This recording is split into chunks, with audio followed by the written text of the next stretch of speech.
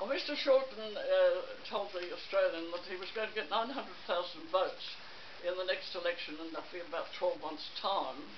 And the curious question is, how does he know he's going to get them?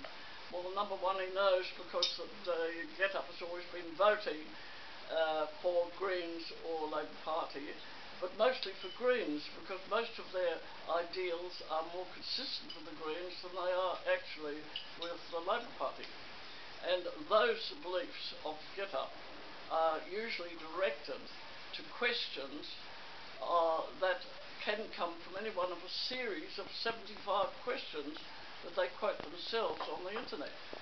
So their policies are very confusing to know why they should assign them to Shorten and the Labor Party rather than the Greens. And also it's rather surprising because there are only, last quote, 800,000 members of the Greens, pardon me, not of the Greens, but of GetUp.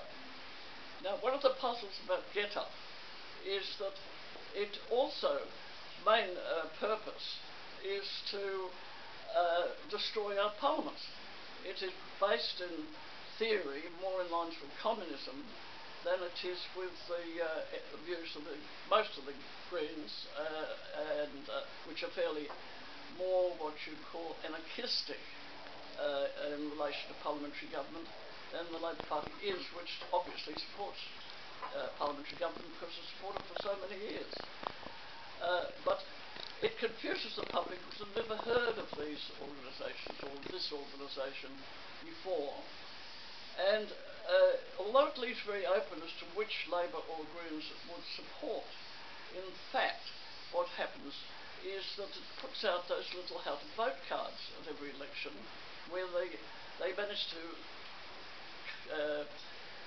sort of bring up out of the mid-air all these people that go and stand in the booths or near the booths or in shopping centres for people to vote either for Greens or Labor. They have a card which they hand people, which ticks various issues of the leading issues by then, which have been put out in election programs, pre-election programs by the various parties. And the last tick, the best tick on all the leading issues is always for the Greens. So I think you can logically conclude that their weight of their voters towards the Greens, which is consistent with their views that they operate underground. First of all, they never have votes for themselves as such, so you can't track down how they GetUp people vote or who they are. Although it seems to be, strangely enough, a lot of middle-aged women, they say, and who obviously many of them would only vote for one out of 70 issues that they believe in. So it's really a bit what you call anarchistic in that sense. The problem is that it's been below the radar since they started in 2005.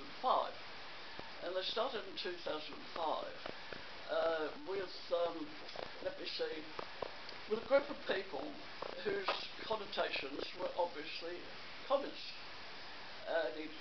Not information reaches the public generally, not particularly interested in new organisations which are only recorded down in the Melbourne newspaper as to the creation of GetUp in the first place. Now, the creation of GetUp in the first place was through the Fabian Society, but Fabians were supposed to be slow socialists, but in fact its membership was communist. Its membership included Shorten and Combet, who's now retired from politics. Shorten was undoubtedly with the communists in his days in the AWU and university. It included three others, the head of Greens, Kate Biden, and Amanda Tattersall, both of them connected with communist origins, arguably, but not necessarily proved because of things they did. Kate was Greens, and Amanda Tattersall is she's unions. That's the union organisation, the centre, the organisation of a central organisation of unions. Now, in those years, from 75 Uh, it started in 75 because of the fact that the anarchists and the communists made a pact in Paris. And I only found that out by chance because I happened to be in London when some shops went on fire, if you remember. And I was in the suburb in Kingston where they were about to set up Kingston on fire, except Kingston locked down and the shops stopped it. And it was then that I happened to look up and put anarchist in front of communism because it then was so well organised. It had more of a communist touch in it.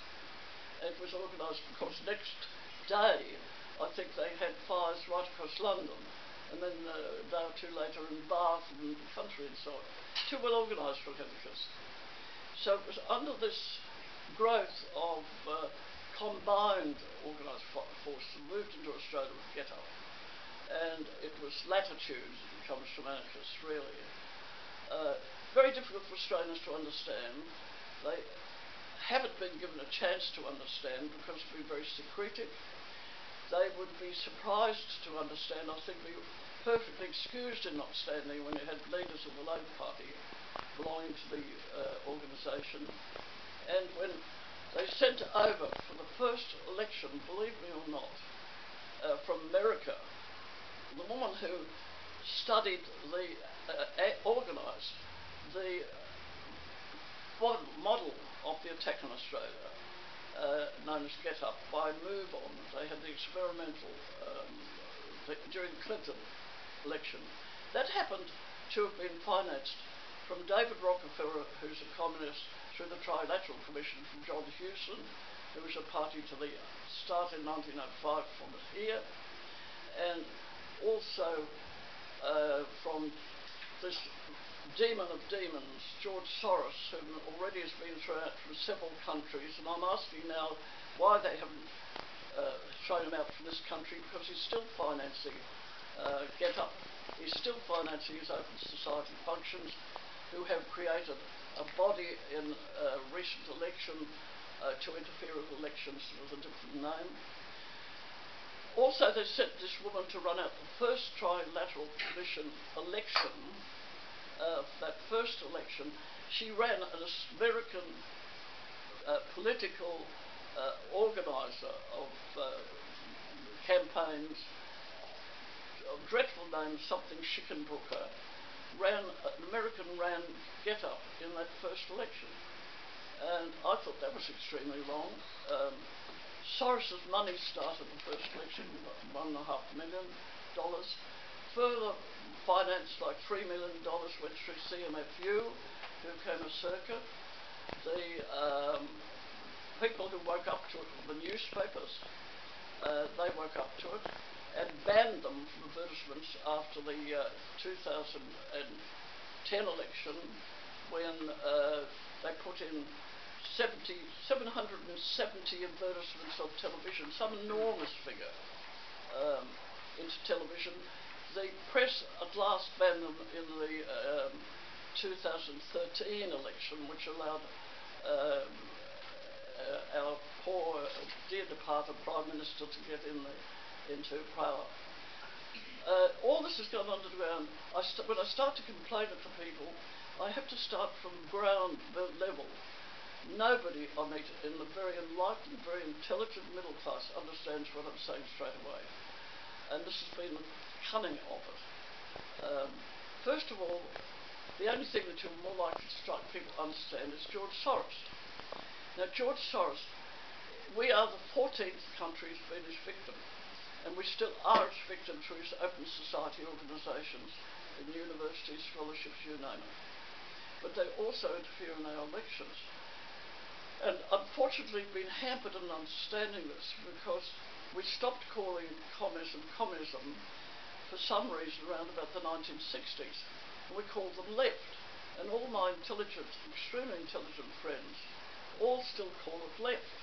It's not just left, it is hardline communists who want to destroy our not only our electoral system, our democracy as it is a representative democracy, which, let me say, is admired in the 58 nations of the former British Commonwealth, who all run representative democracy like us, and who actually send people to make sure that the British run their elections honestly as well as themselves. I know because I struck them once.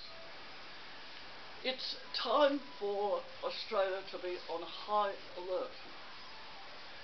They are in terrible danger of with the change of government, from two sources, that we will be signed up through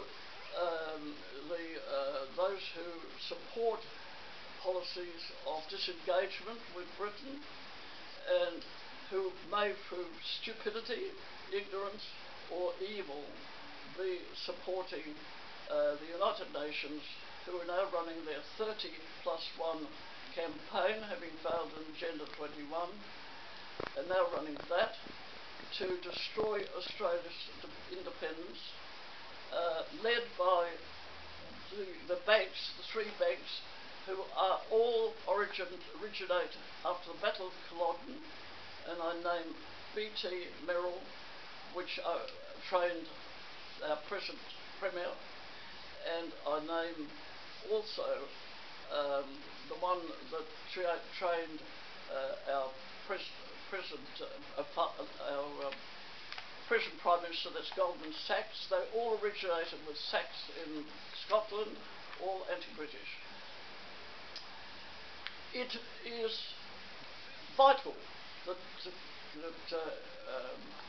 people are told the truth about GetUp, that they realise that they're going to conduct a revolution under our present Prime Minister, that it will be almost impossible to retreat if we don't warn them about GetUp.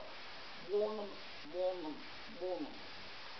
Let me tell you what, as a last moment, the title GetUp comes from the Russian anthem. It's international in Russia until 1949. Get up, damned of the earth, of the damned of the past. Let us get up together and make a clean sweep of the past.